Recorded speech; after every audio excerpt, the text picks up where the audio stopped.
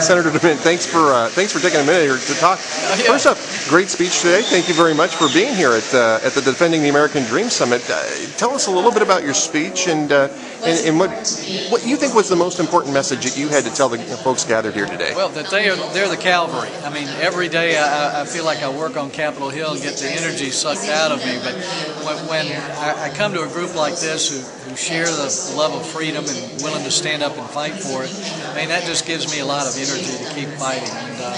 And they're clearly with us, and they're expanding, and they're standing up and speaking out, and they're starting to frighten a few of these big spenders in Congress. So that's the message I wanted to leave them, is they can make a difference.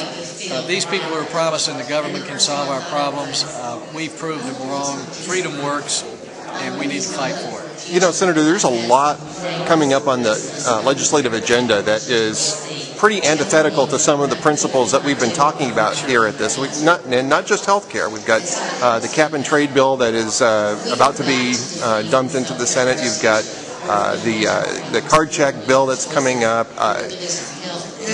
Does this agenda really give you?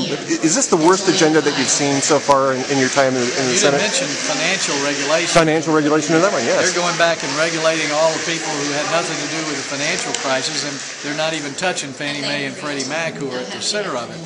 So, yeah, I'm concerned. This is, I mean, liberal doesn't even touch it. I mean, this is a socialist agenda, plain and simple. It's a command and control. So we got to stop it. And we got some noise, too. We got some noise back there.